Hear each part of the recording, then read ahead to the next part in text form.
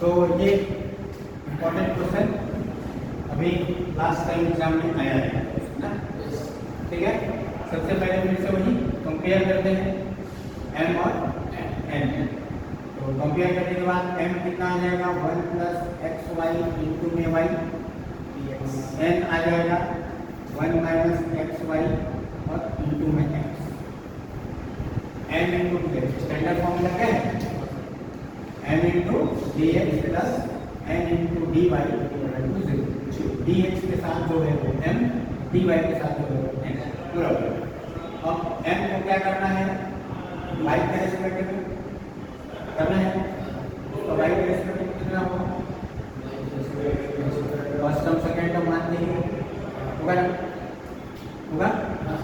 तो या तो मल्टीप्लाई करो, रेस्पेक्ट से मल्टीप्लाई करो, y plus x y square del upon del y होगा। तो y का 1 इसका x और 2y होगा, मतलब 1 प्लस 2x आ गया। अब n del n upon del x क्या हो जाएगा, इसका अंदर मल्टीप्लाई कर लेते हैं, x del y del x minus x square Y, square x कैसे करना है, x का 1 यहाँ y सामने और 2x होगा, 1 माइनस 2x वाई।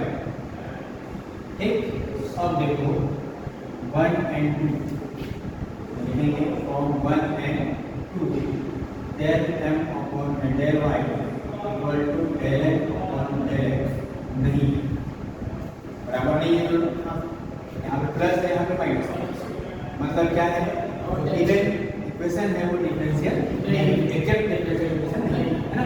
यानी लेंगे hence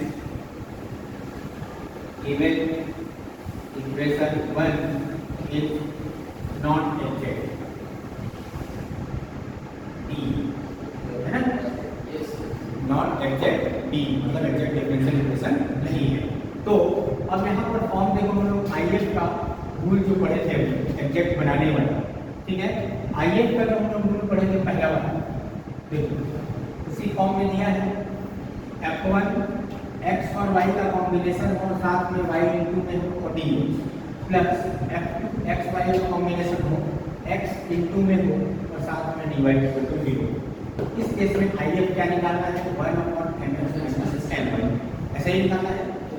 तो कैसे निकालेंगे IF, 1 अपॉन mx, m यानी कि तो वैल्यू था, ठीक है, 1 प्लस एक्स वाई, साथ में क्या था y और x इसके साथ पहले से है माइनस n मतलब 1 माइनस एक्स वाई इंटू में x और ये y पहले से, क्लियर है।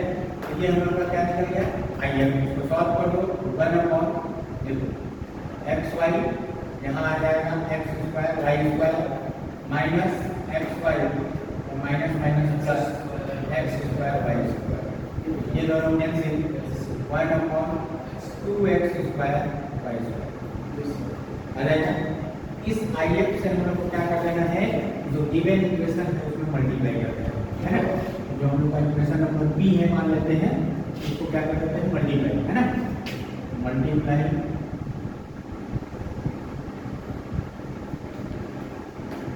by IF equation P, we have क्या मिल जाएगा, मल्टीप्लाई कर दो, यहाँ आ जाएगा 1 प्लस एक्स वाई इंटू में y और इसको इंटू करना है किससे, 1 upon 2x square Y square, साथ में dx plus 1 minus x Y और x dy, इसको भी मल्टीप्लाई करना है 2x स्क्वायर वाई स्क्वायर, ठीक है, जब तो 0 हो जाएगा। अब देखो यहाँ से क्या हो जाएगा, कैंसिल कुछ होगा क्या, एक कैंसिल होगा है ना, y और यहाँ से x कैंसिल। अब कंपेयर करते हैं m और n, अब कंपेयर करेंगे तो देखो m और n कितना मिलेगा, m जो है 1 प्लस एक्स वाई और अपॉन में 2x स्क्वायर मिलेगा,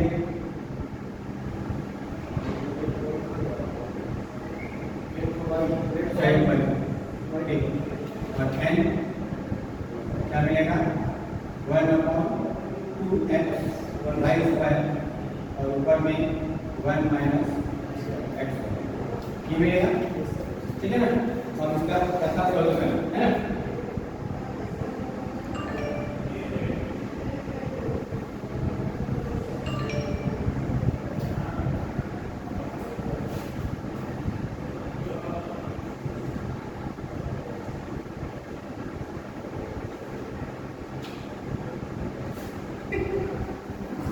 ठीक, अब m और n हो गया, क्या करना है अब इसका सॉल्यूशन है ना, रिक्वायर्ड सॉल्यूशन इधर आना पड़ेगा।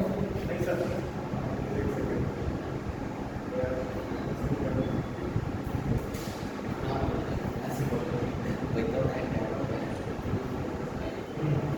क्या लेना है, m का पूरा टर्म ले लेना है, ठीक है ना। m का पूरा टर्म मतलब 1 प्लस एक्स वाई ऊपर में 2x स्क्वायर वाई और बाहर में क्या dx प्लस n का वो टर्म लेना है जिसमें x नहीं है ना। n का वो टर्म जिसमें x ना हो कौन सा हो जाएगा, 2x। इसको जब करोगे अलग अलग तो 1/2x वाई स्क्वायर, जब इसके बटे में लिखोगे x वाई के बटे में 2x वाई स्क्वायर, क्या होगा x यहाँ से कैंसिल हो जाएगा और एक y कैंसिल हो जाएगा, -1/2y। और समझना है क्या किए, अब ये इक्वेशन एग्जैक्ट हो गया और m और n की वैल्यू निकाल ली। अब एग्जैक्ट हो गया है तो m का पूरा टर्म ले लेना है जिसको x के रिस्पेक्ट में डिफरेंशिएट करके इंटीग्रेशन कर देना है, और n का वो टर्म लेना है जिसमें कि x वाला टर्म ना हो, क्योंकि पहला टर्म तो x है, दूसरे टर्म में x कैंसिल हो जाएगा, तो उस टर्म का सिर्फ इंटीग्रेशन। यस, क्लियर है। जरा पर वो लाइन का हो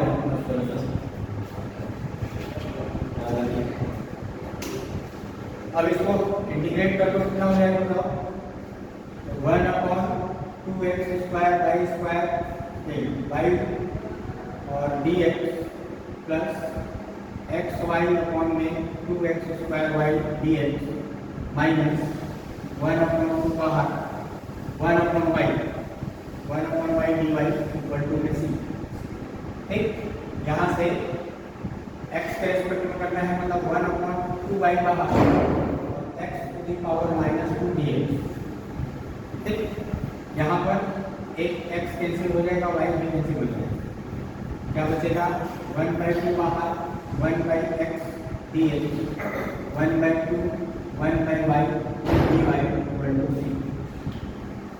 1/x का और 1/y का इंटीग्रेशन क्या हो जाएगा, लॉग होगा कि नहीं, इसका हो जाएगा x to the power -2 plus 1 upon में -2 प्लस 1 और यहाँ 1/2 log x 1/2 log y